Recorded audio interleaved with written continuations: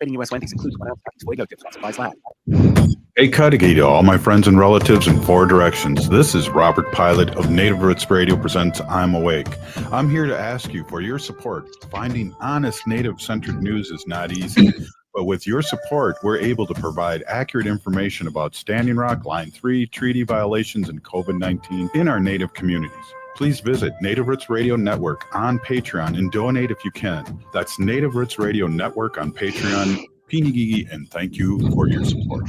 Your heart beats for generations. Your heart is so many things. It beats all the time, and it works very hard to keep you moving through your day, keeping your thoughts clear. It's the most important organ in your body. Every beat of your heart tells a story of love, resilience, and hope.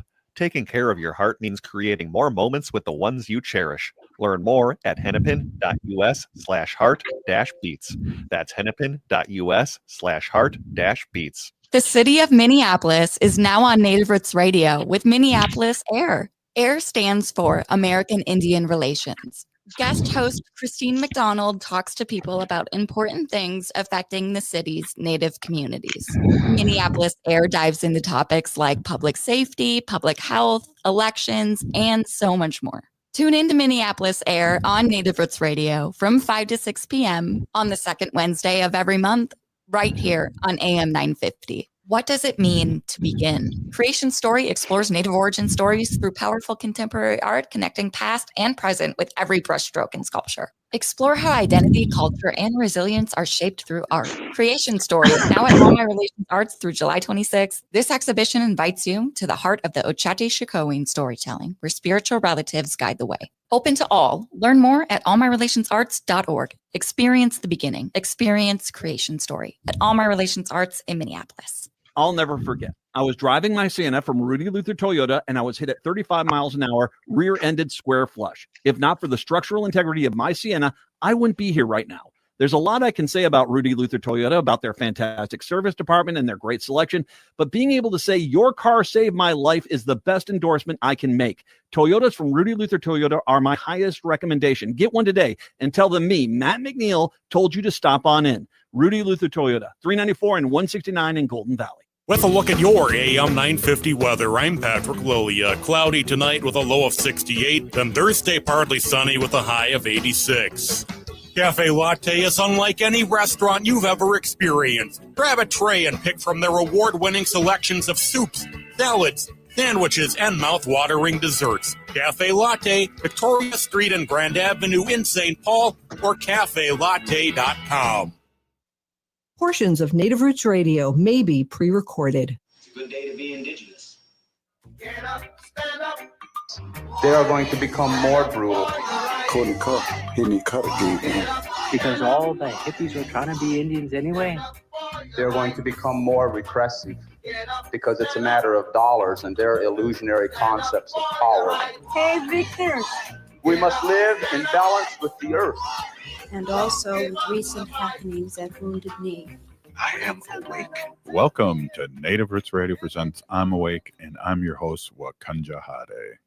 Hey, Cudahy to all my friends and relatives in 4 directions. You are listening to Native Roots Radio presents I'm Awake, and I'm your host, Robert Pilot. Hey, we discuss local, national, Native news and events, and I want to just say this episode is presented in partnership with the city of Minneapolis for Minneapolis AIR, American Indian Relations, who hosts a monthly conversations on the second Wednesday of the month regarding happenings and impact of our Native communities in Minneapolis. We're grateful for this partnership and to keep up to date on topics that can better support our largest urban Indian population in the country. I'll pass things over to Minneapolis American Indian Community Specialist and guest host, Christine McDonald. Welcome. Hoa. Hi, Robert. Thank you very much. Bonjour, Ogadaki, Gabaweek, Nindijnakas, Ajajak Nudundem. I'm Christine McDonald. I'm the American Indian Community Specialist with the City of Minneapolis, and I am your guest host tonight on Native Roots Radio for Minneapolis American Indian Relations. Today, we begin with a topic that impacts many families, especially in South Minneapolis community. I think a lot of people tend to forget or not realize how interrelated our community is with people who may have come here from another country. We have a lot of families that are intermarried with children. But we are going to learn today about immigration laws, policies, and detentions, how the city of Minneapolis is responding, and what people's rights and resources are. So joining us now to talk about that is Michelle Rivero from the Office of Immigrant and Refugee Affairs. Welcome, Michelle. Hi, thank you so much for inviting me to be on the program this evening. Yeah, we're happy to have you. Can you just briefly introduce yourself? Tell us a little about who you are. Yes, so I am the daughter of immigrants to the United States from Colombia and Italy. I lived in Minnesota for the last 26 years. I was raised in New Orleans. I'm married. I'm the mother of a 14-year-old daughter, and I've worked for the city of Minneapolis for 7 years. I think today is actually my 7-year anniversary. And that was when the office was created, right? You're the first. That's correct. The Office Yeah. of Immigrant and Refugee Affairs was created in 2018 during a different Trump administration. So Yeah. Thank you. So can you tell us about the Office of Immigrant and Refugee Affairs and what you do at the city?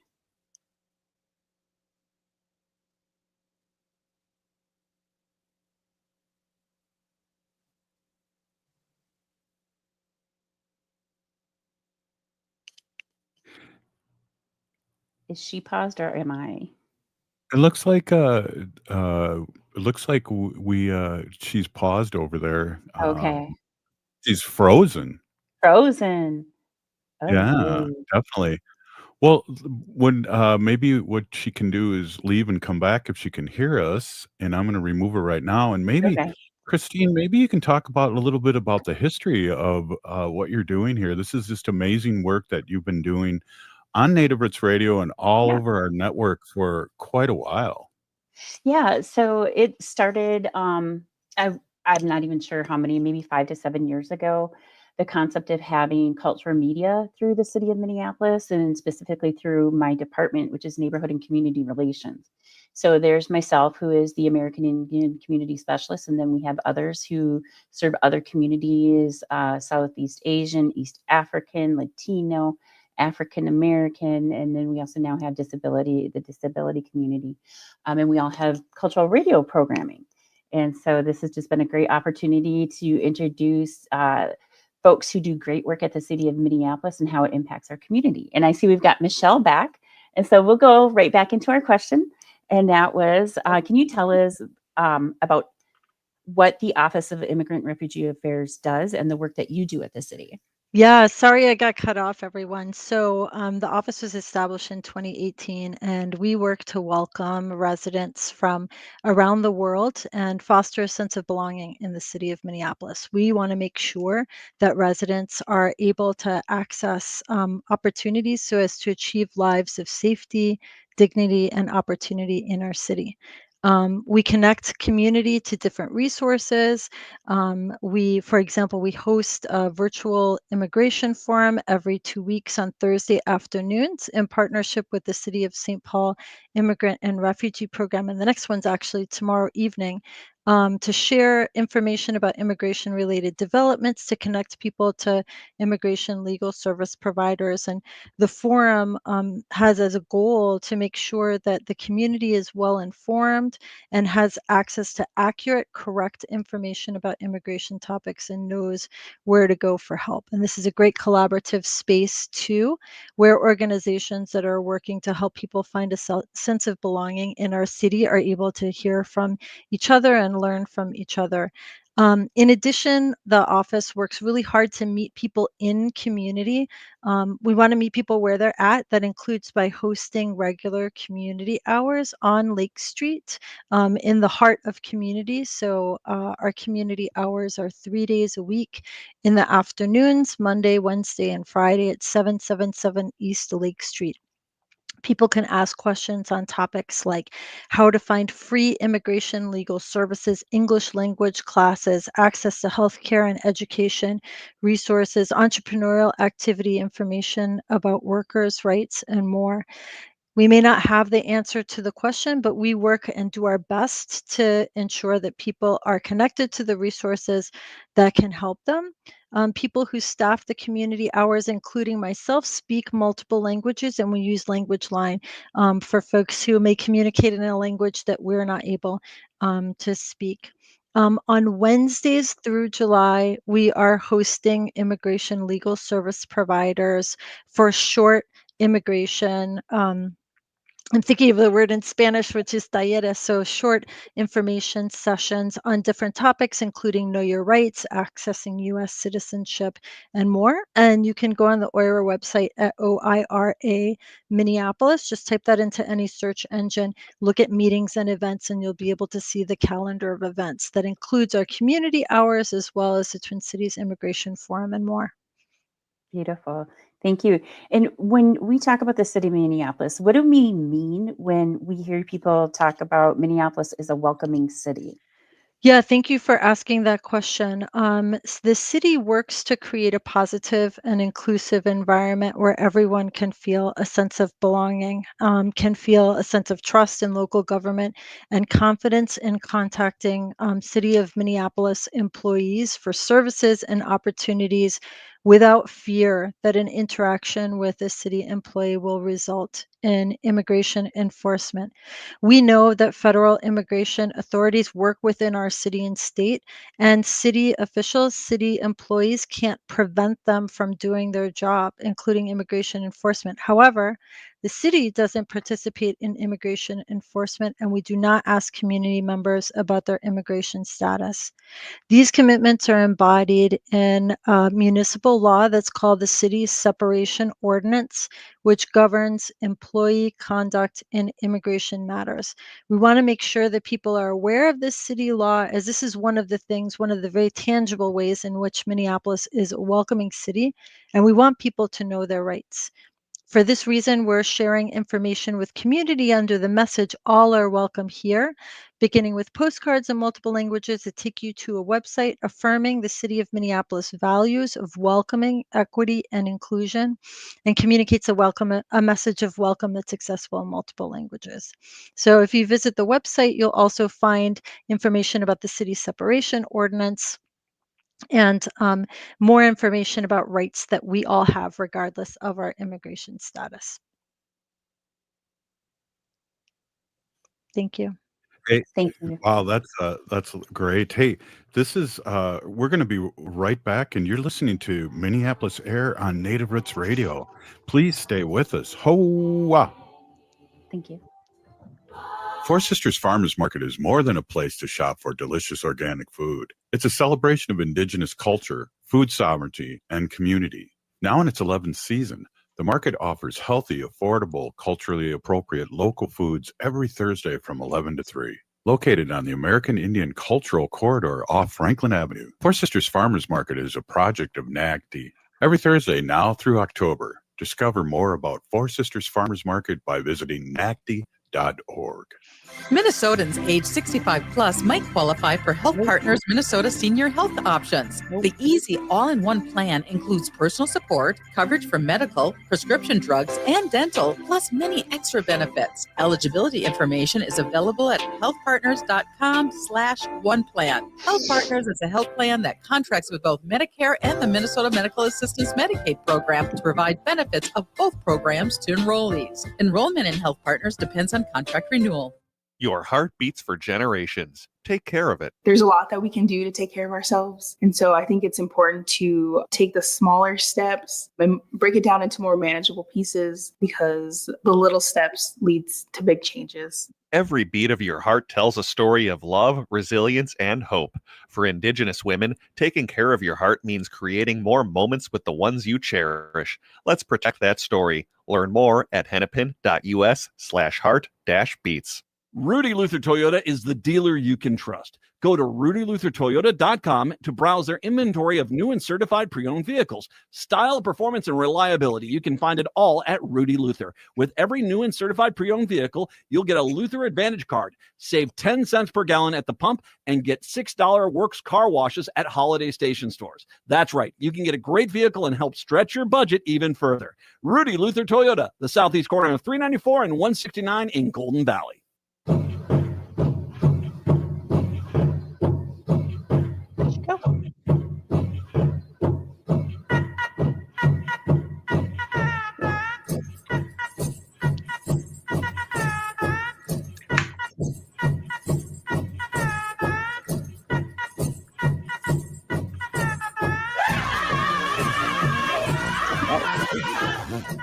Welcome back to Native Roots Radio Presents I'm Awake, and this is Robert Pilot.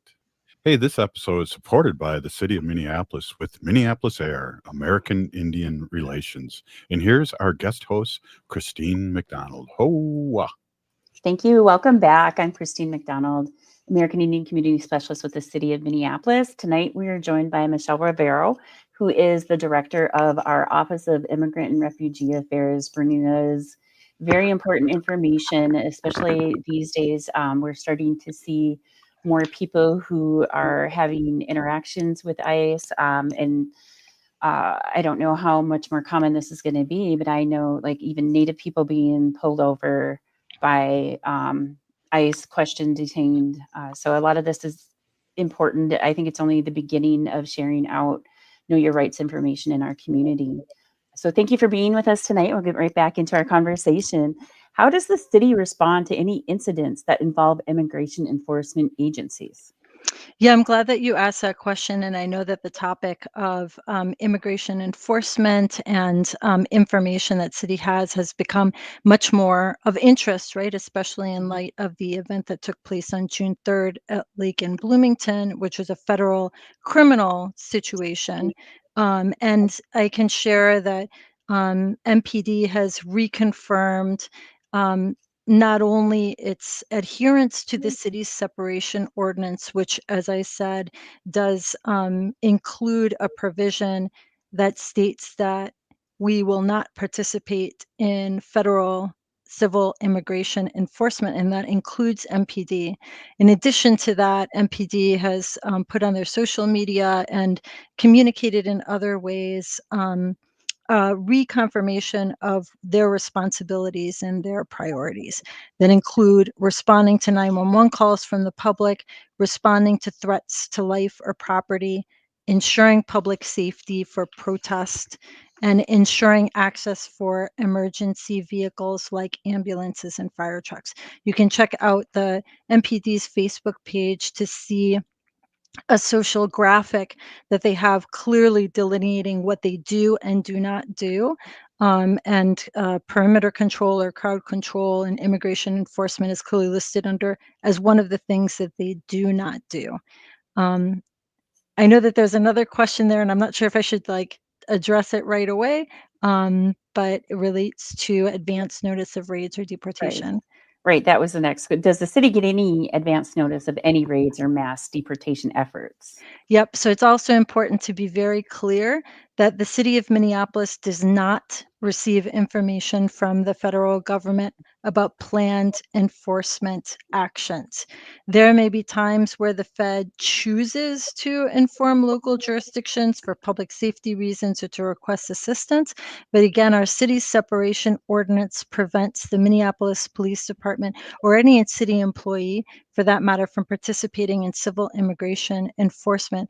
And additionally, the city is not able to verify federal enforcement actions that may be taking place in Minneapolis.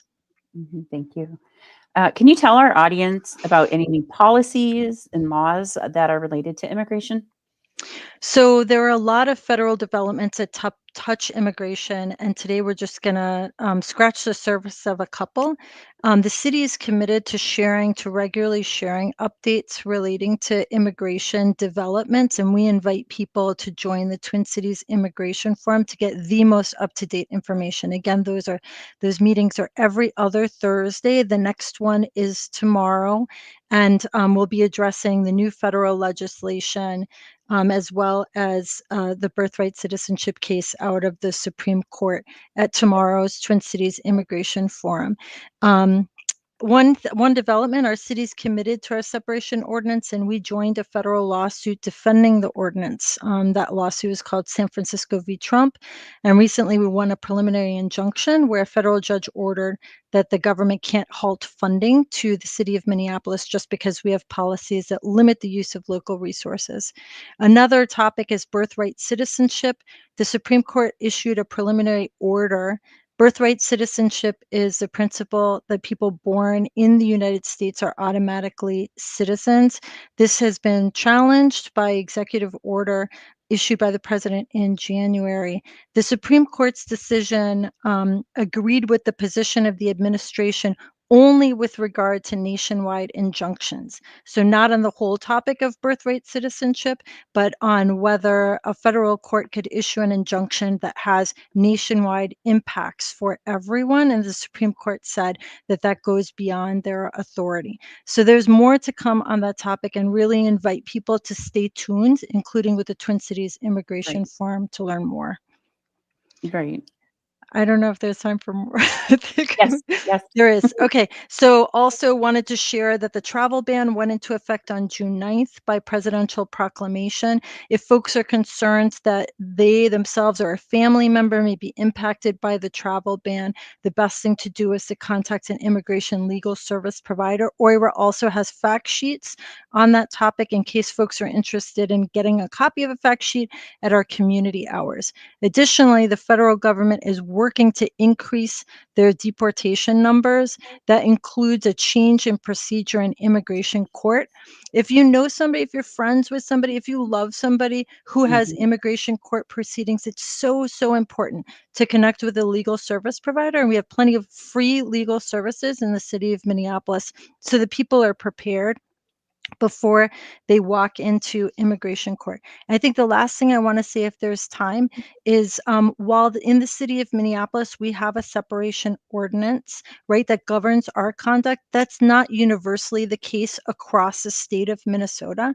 There's some communities in Minnesota that have signed on to agreements called 287G agreements, which are collaborations between federal immigration enforcement authorities and local law enforcement. So it's important for people to recognize that if you're outstate Minnesota, to be aware of whether a 287G agreement exists, and that's easy to find on the ICE website. If you go to Immigration and Customs Enforcement and you type in 287G, you'll see a map and a list of all the communities across the nation that have those types of relationships. And so people can be more aware that it's important to be careful that immigration enforcement may be more likely in those places. Okay, thank you. What are people's rights if they have an immigration enforcement encounter with ICE? So during any encounter with immigration enforcement, it's very important to remain calm, first of all, and to keep in mind, yes, I do have rights.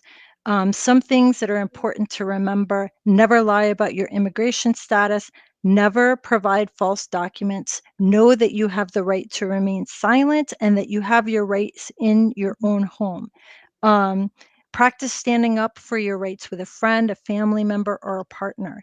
The city has a Know Your Rights web page where you can watch videos, read a lot more detailed information about your rights and how to stand up for your rights.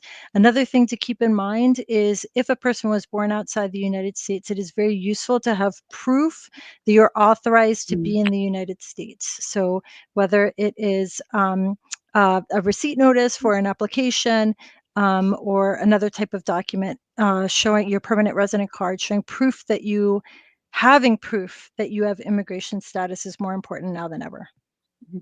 I actually had a family member who was stopped by ICE. I think it was just yesterday in Minneapolis. And so one of the things, even before that, we've been telling in our community is to carry your tribal ID. Definitely. So then our next question is, you also said you would talk about resources. What resources do you want people to know about? So first, I want people to know that there are free legal services in the city of Minneapolis. The city partners with a number of excellent nonprofit legal service organizations that host community hours in locations across the city. One organization is Minnesota Legal Aid, another is Volunteer Lawyers Network.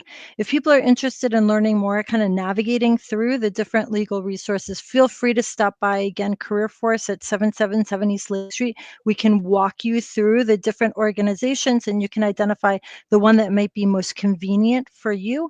Host community hours where they offer a free consultation with an immigration attorney. You can bring in your documentation and have an orientation on your rights. It doesn't hurt to do that. It's confidential. The information that you share is confidential because you're sharing it with an attorney.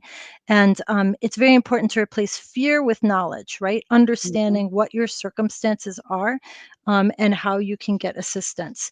Also want people to know about, again, our community hours, as well as the Twin Cities Immigration Forum, which is a space that anyone can join and learn more about the beautiful ecosystem that we have in the Twin Cities area to support people who are trying to find a sense of belonging in our city and contribute to the immigrant and refugee welcoming infrastructure in the cities and the state of Minnesota. And can you talk quickly about why people should consult with a lawyer now and the benefits of obtaining more secure immigration status, including citizenship? Yeah, so it's clear that this administration is focused on removing as many people as possible from this country. I mean, it's been stated so many times now that this is a priority. It is a priority to deport people, to restrict people who have, how can I say this? To terminate different types of immigration status. And so given this reality, it's more important than ever for people to access accurate sources of information. There's a whole lot of stuff on social media. Why not connect with a legal service provider and find out what is true that's specifically related to your situation? So for that reason, especially given the amount of risk and the amount of fear people have, really want and encourage folks to connect with a service provider, an attorney who can help you understand your rights and your path forward. Thank you for all of that. Greater information. We'll be right back. You're listening to Minneapolis Air on Native Roots Radio. Hey, it's Patrick for Zero Res. The month of July is National Carpet Cleaning Month, and because of that, Zero Res is offering a purchase of 3 rooms of carpet cleaned, get 1 room free, plus $50 off an air duct cleaning. Maybe you're having a barbecue for the 4th of July. We'll also have Aquatennial coming up in Minneapolis later this month. You want to make sure your home is fresh and clean for your friends and family coming over to celebrate.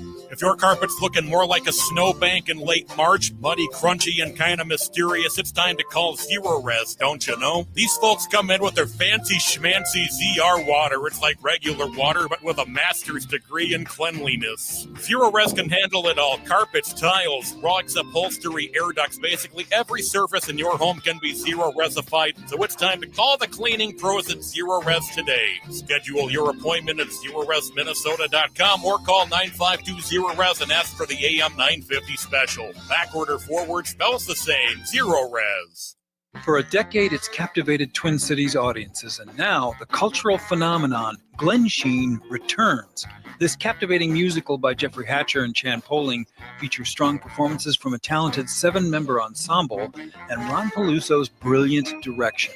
It's a limited engagement July 7th through the 25th at the History Theater in downtown St. Paul. Get tickets at historytheater.com. That's History Theater, spelled R-E.com. This is Mitch, owner of Junk Masters. Feeling overwhelmed by clutter? Spring's the perfect time to reclaim your space and peace of mind. Renting a dumpster is costly, and it all ends up in the landfill. Just show us what goes. We give usable items a second life by donating them. No calling all over town trying to figure out who takes what. We do the legwork for you. Easy, cost-effective, and local. There's no obligation.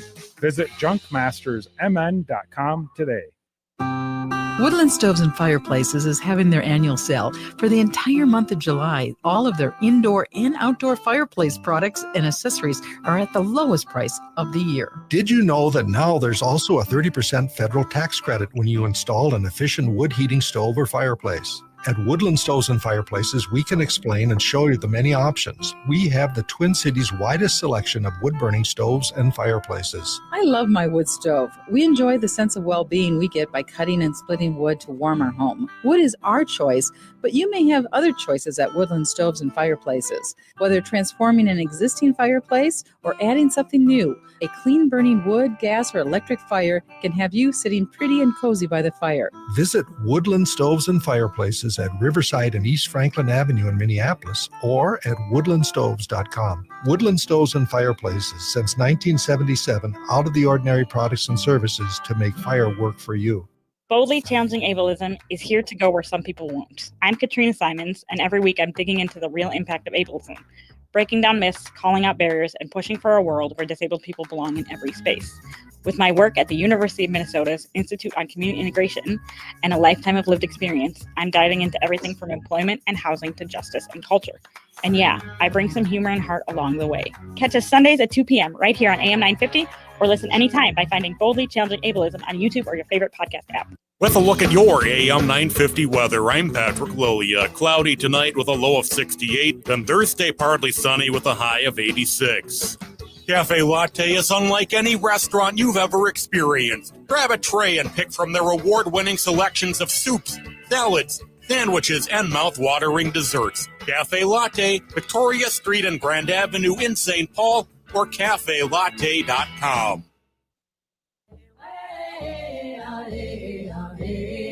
Hi, I'm Jane Fonda, and you're listening to Native Roots Radio.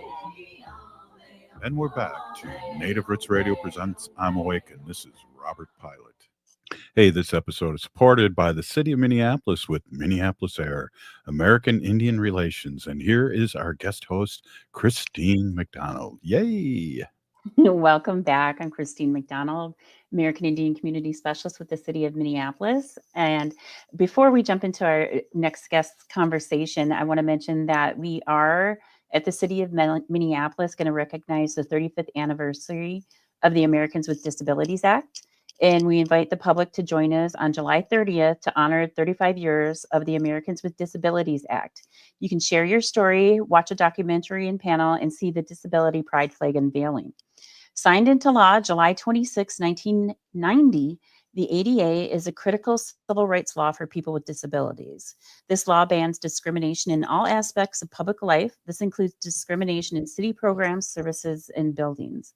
This anniversary celebration will honor the importance of this law and the local leaders who have improved countless lives in and around the city. The city recognizes the important role of the ADA in making life more accessible for people in Minneapolis. So again, that's the ADA 35th anniversary on Wednesday, July 30th, and that'll be at the Public Service Building in room 100. And if you want more information, you can find it on the city's website, and you can just search the ADA 35. And our next guest is Ruth Talford from the Minneapolis Health Department, and she's here to talk about how to prepare for emergencies. Whether they are man-made emergencies or they're natural disasters, it's important to be ready. And our first question, can you tell us about yourself, a little bit of your background, and then tell us what you do for the city? Sure. Hello, my name is Ruth. Bijou, Ruth Indigenakas, Ruth Imachiyapi Kishto. I grew up in a dairy farm with a huge family in western Wisconsin, land of southern Anishinaabe Ojibwe. I currently live with my life partner Abby and 3 dogs in Oakdale, land of the Wakpekute. Sorry, I struggle with Lakota. Wakpekute Lakota. But I've worked my entire 20-year career here in Minnesota, helping people prepare for and recover from disasters of all kinds. And occasionally I've had the privilege to work with local tribal leaders, from Red Lake to Mille Lacs to Mewakaton Sioux. As of this year, I am the volunteer and partnerships coordinator for the Emergency Preparedness Unit of the Minneapolis Health Department. Basically, that means that I help individual volunteers and community partners participate in the city's work of preparing for and responding to community-wide emergencies. Thank you. Great job. I appreciate that. Thank you. So why is it important to make an emergency preparedness plan? Sure. Making an emergency preparedness plan is so important because it helps you and your family stay calm and know how to keep yourselves safe in a dangerous situation. Kind of as mentioned in the previous segment, if you know what to do, you're less likely to be afraid and more likely to react calmly and appropriately. And also, especially when there is a large disaster or some community-wide emergency, it's going to take a while for outside help to come to help you. So generally, experts say that you should be prepared to take care of yourself and your household for up to 72 hours on your own. Also, planning for emergencies helps you figure out what your specific family members will need and help you gather necessary resources so that you can take care of your family. Yeah, that's really important. What kinds of things should people plan for? Here in Minneapolis, the main threats that we encourage people to prepare for are house fires, which I know don't get a lot of attention, but they're really the most common type of disaster we face. There are about 5,000 home fires in Minnesota every year. And last year that claimed, I believe, 46 lives. So it is a very real threat. And then we have extreme weather, and we all know we're seeing more and more of that. And that can look like tornadoes or severe storms that can happen very fast and cause a lot of damage. And it's important for everyone to know where to go to be safe. Extreme cold, which I know a lot of people think, oh, we'll just bundle up. But especially if you're traveling or if you have issues keeping your home warm in cold weather. Extreme heat. Of course, we've been seeing some dangerous high temperatures and humidity for longer periods here in Minnesota. So that can be very hard on the body, and it's important to know how to stay safe for that. And then power outages, which can have an overlapping effect with extreme weather, but power outages can last a long time, and they can really hinder your family's ability to cope with an emergency. So again, thinking about what you need to do to keep your family safe, how to keep food supplies safe, how to keep your home warm or cool, knowing what to do with medications or medical equipment that relies on electricity. And then last but not least, of course, thinking of COVID or even the seasonal flu, it's important to also plan for and prepare for infectious diseases in the community. Just quickly, like one of the things that I bought was one of those, it's like a solar chargeable it's like this combo piece. It's like a transistor, it's a radio, but it's got a crank as well. So it can charge up my phone, and it has a flashlight. So thinking about those types of things, it was really like kind of cheap, but on, easy. Yeah, because remember, your cell phone battery is going to die really fast. You can't charge it. That's another thing too. Yeah. So what kinds of things should people have in an emergency plan? One of the main things is a family communication plan, and there's a bunch of resources to direct you on how to do that, but know how to find each other, how to relay, we're okay, don't worry about us, our phone's dying or whatever. And then also a safe place to go in case you have to evacuate the home suddenly. And also planning for a financial backup. Do you have insurance that's appropriate for your needs? And do you have the information to shut down your accounts if you've lost your wallet in a fire or something? So those are kind of some of the three things: a safe place to go, how to communicate, and what's your financial resource access. I remember when the bridge collapsed, I was getting calls from across the country, and people were worried because they couldn't get through. I said that even if we can't use our phones here, it's not even necessarily that we had a power outage. It was that was in major national news, and people were like, it just filled up all the phone lines. And a quick tip on that, just because I went through that as well, is phone calls take up so much bandwidth. So if you're ever in that situation, sending a text is a lot more effective way to get through when the lines are overwhelmed. And again, if you can designate someone like, hey, Aunt Sheila, please tell the rest of the family we're okay and stop calling right now. That's another way to kind of, again, have that plan in place. Remember those tips so that you're not struggling and causing anxiety with your family. Yeah. Thank you. I remember hearing that part about having a contact outside of your area that can communicate with other family members and friends. That was stuck in my head, but I forgot it until you said that. So should people make some kind of kit? Kits are great to have. Generally, just think of the basic things you might need for those 72 hours, especially if you can't go outside, or if you've got to grab a kit to go to stay somewhere temporary. Think about medications, some water and non-perishable food, maybe a first aid kit, something to keep your kids occupied if they're going to get bored fast, an extra phone charger, maybe a sturdy pair of shoes or something like that. What do your pets need? So again, think about what your family might need in a quick get out quick or we're stuck in here situation, and make sure it's somewhere you can easily access to keep fresh, up to date, and again, readily grab and go when that emergency happens. I remember I went down a rabbit hole one time on emergency preparedness stuff. And one of the things that stuck out to me was, if you're packing like food that you can eat right out of the can, you got to remember, how are you going to open that can? Yes. So preferably the pull open ones, or at least, have a can opener in there. Very good tip. Yeah. I mean, and that even makes me think about if emergency, like if the electricity goes out, at home and you're able to stay at home, a lot of people have that electric can opener, and that's not going to work if the electricity is out. So. And just going at it with a knife, more likely you're going to hurt yourself, and then you've got another emergency. So do it safely, get a manual can opener. Yes. Right. Are there resources available to help people? Yes, there are a lot of great resources. Some of the main ones I like to promote are ready.gov. Very straightforward. They have great checklists and guidance.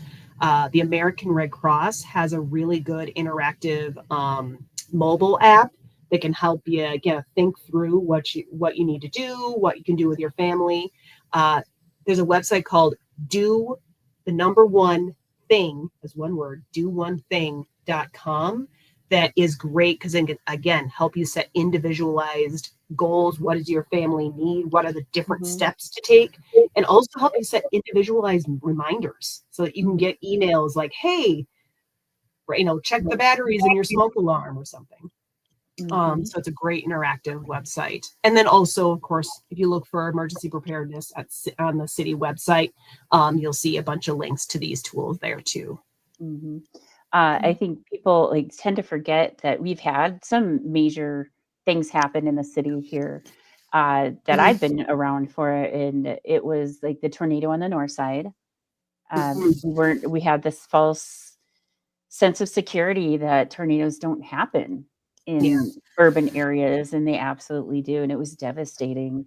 The city, it took a long time to recover from that, and then people need to be made aware of looking out for people who are scamming, being able to identify who real people were by badges, work trucks, those types of things.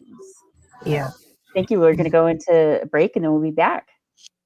Hey, we'll be right back. You're listening to Minneapolis Air on Native Roots Radio. Oh,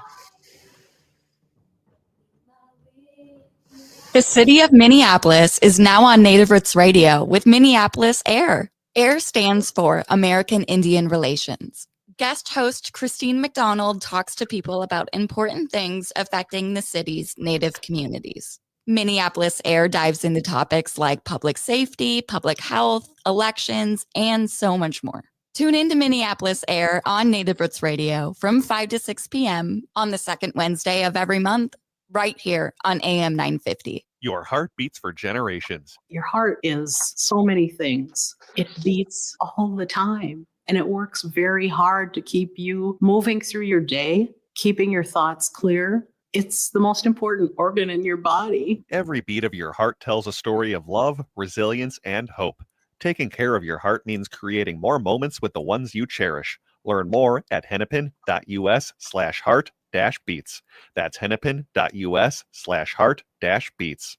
Rudy Luther Toyota has a great way for you to purchase your next vehicle. It's the Toyota Smart Path. You can shop at the dealership or on your couch. Shop smarter by saving time, and remember, they'll have the best prices and no surprises. You can browse the available vehicles, use the Smart Path payment estimator to customize your own payments, apply for financing, and then finalize your purchase. Smart Path is the smartest path to your new vehicle. Check it out online at rudyluthertoyota.com or stop by Rudy Luther Toyota, 5 miles west of Minneapolis on 394.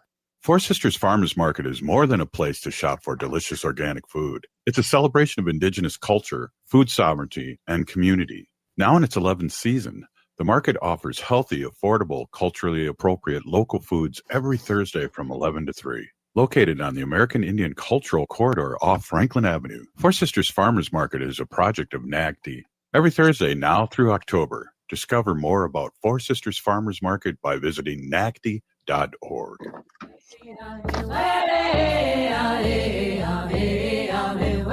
Hi, this is Governor Walz. Thank you for listening to Native Roots Radio. And we're back to Native Roots Radio presents I'm Awake, and this is Robert Pilot. This episode is supported by the city of Minneapolis with Minneapolis AIR, American Indian Relations. And here is our guest host, Christine McDonald.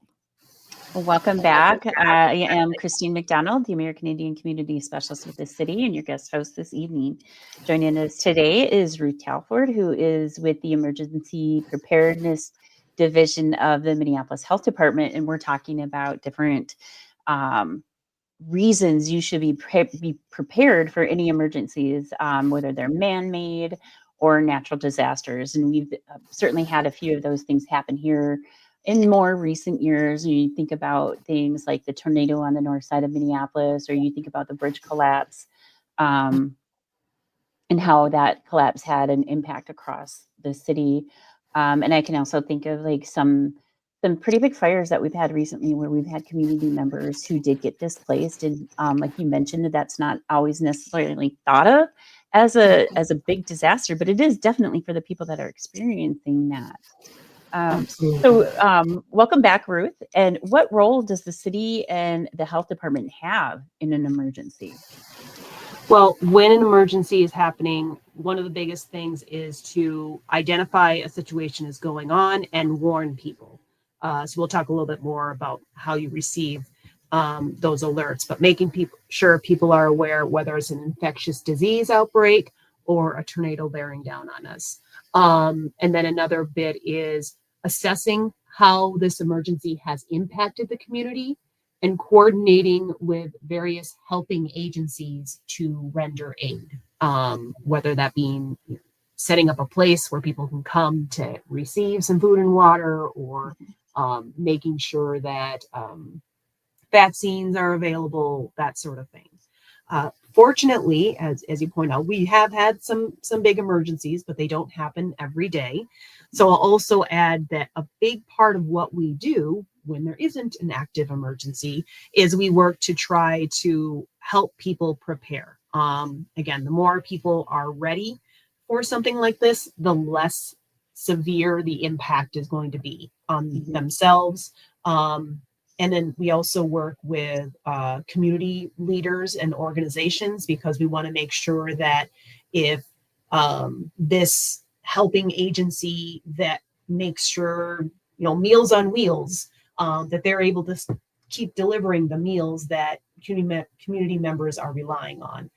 So helping them establish plans, making sure that they are in the loop for communicating.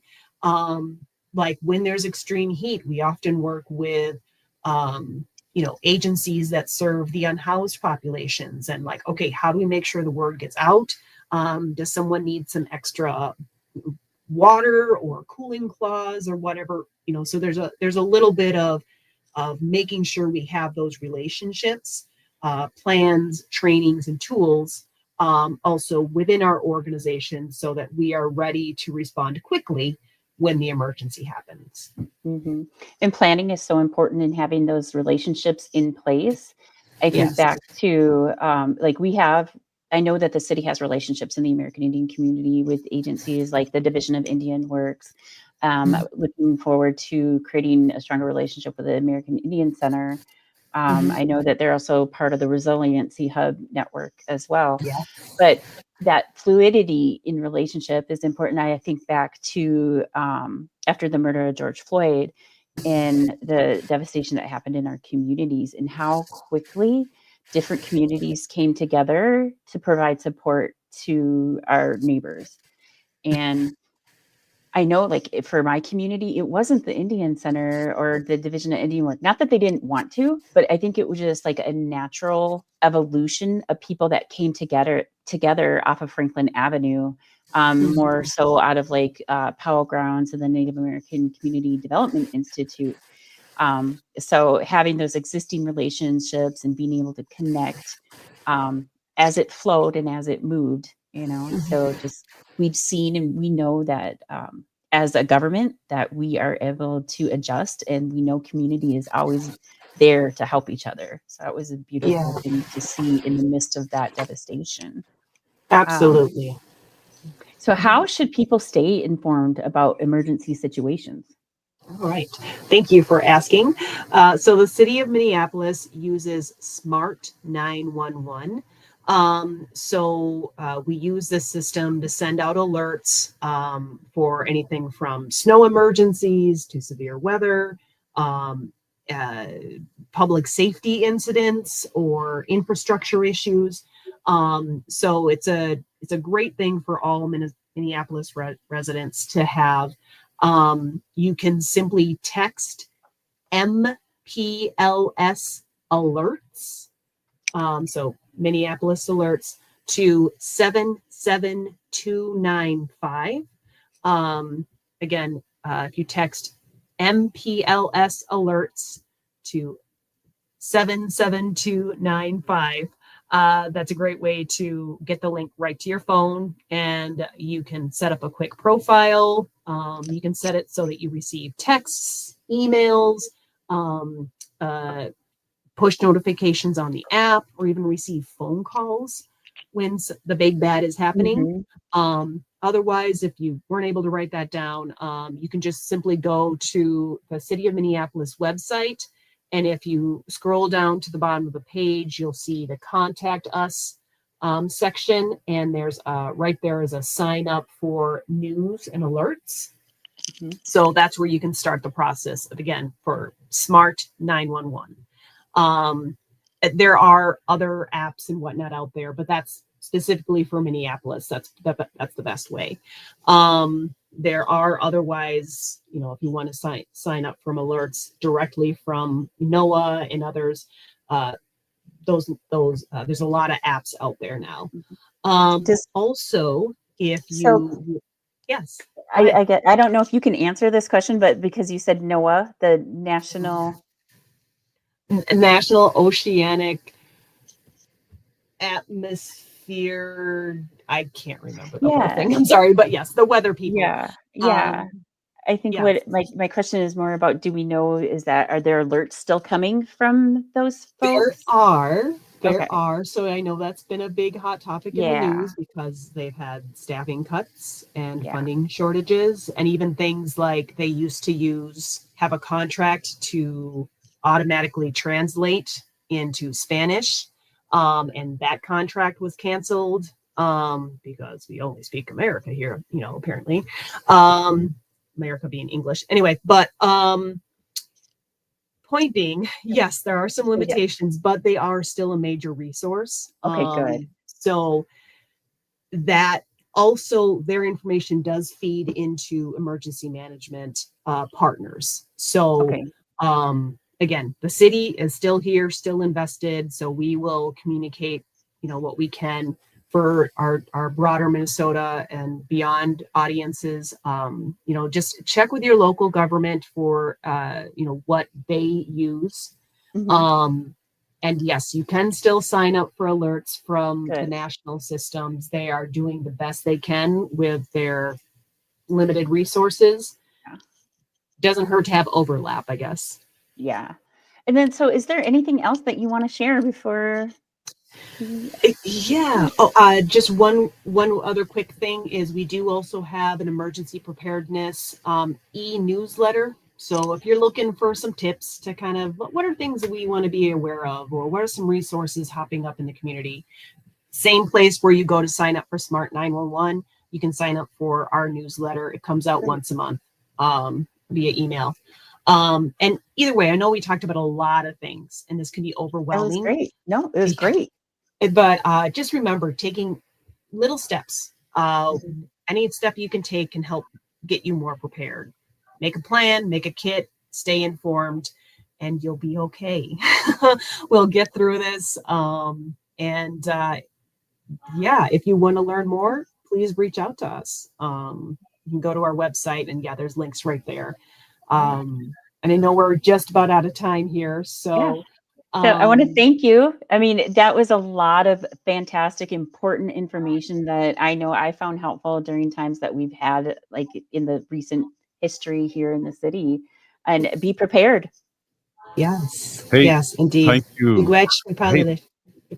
Hey, thank you so much for tuning in to this month's episode of Minneapolis Air, American Indian Relations on Native Roots Radio. Great job, you guys. Thank you. Thank you. Your heart beats for generations. Take care of it. There's a lot